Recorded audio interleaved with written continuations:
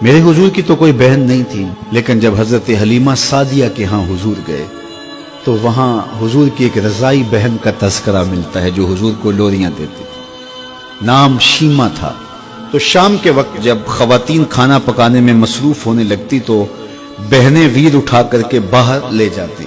हर बहन का ख्याल ये होता कि मेरे वीर से सोना जमाने में कोई नहीं। कहते हैं खूबसूरती देखने वाले की आंख में होती है। जिसके वीर का रंग सोना होता तो वो कहती रंग नहीं तो कुछ भी नहीं है, और जिसके नकूश तीखे होते तो वो कहती कि रंग का क्या है, हुस्न तो नकूश में होता है। जिसकी आंखें खूबसूरत होती वो कहती मेरे वीर की झील जैसी आंखें तो देखो। अब यही बनु साद के मोहल्ले में होता। बच्चियां अपने वीर उठा के ले आती, एक कहती मेरे वीर वर्गा कोई नहीं, दूसरी कहती मेरे वीर जैसा नहीं। इतने में हजरत शीमा अपना वीर मोहम्मद उठा के ले आती और दूर से कहती नहीं मेरा वीर भी आ गया। तो सबके सर झुक जाते और कहते नहीं नहीं नहीं नहीं शीमा तेरे वीर का मुकाबला तो नहीं ना, हम तो आपस में बात कर रही हैं। और फिर जब किसी बहन के वीर को मुतफिका तौर पे सारी कह दें कि तेरा वीर ही सोना है तो फिर उसका फख्र तदीदनी हो ना, फिर उनका ज़ौक़ आसमान को छूने लगता।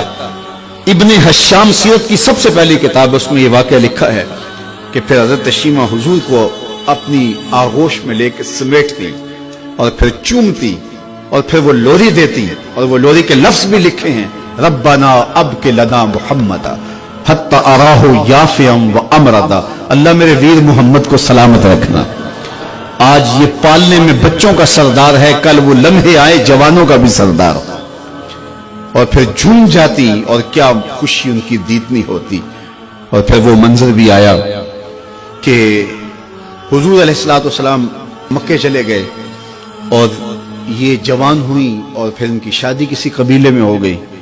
आका करीम ने ऐलान नबुव्वत किया, 13 साल का वक्त कटा और फिर हुजूर मदीना शरीफ चले गए। जब गज़ावात का सिलसिला शुरू हुआ तो जिस कबीले में शीमा का निकाह हुआ था उस कबीले में मुसलमानों के साथ टकराव हुआ तो अल्लाह ने मुसलमानों को फतह अता कर दी। तो इस कबीले के लोग कैदी होके हुजूर अलैहिस्सलाम के गुलामों के हाथों गिरफ्तार हैं।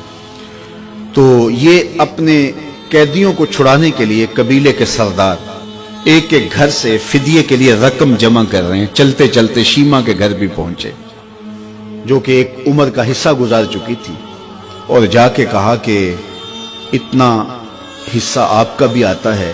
कहा किस लिए? कहा वो जो लड़ाई हुई है इतने हमारे बंदे गिरफ्तार हो गए तो उनको छुड़ाना है।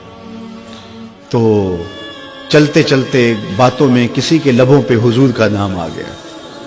तो शीमा ने कहा अच्छा उन्होंने तुम्हारे लोग पकड़े? कहा हाँ। तो कहा फिर तुम रकम इकट्ठी न करो, मुझे साथ ले चलो। उन्होंने कहा तुझे साथ ले चले? कहा तुम नहीं जानती वो मेरा वीर लगता है, वो मेरा भाई लगता है।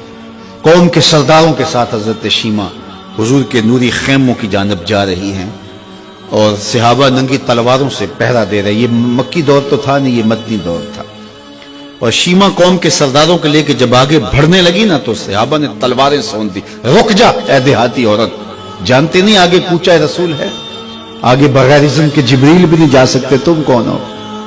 तो शीमा ने जो लफ्ज कहे वो लफ्ज नहीं है। उसने कहा खल्लू सबीली वालमू आना उख्त नबीयकुम, मेरी राहें छोड़ दो, तुम जानते नहीं मैं तुम्हारे नबी की बाजी लगती।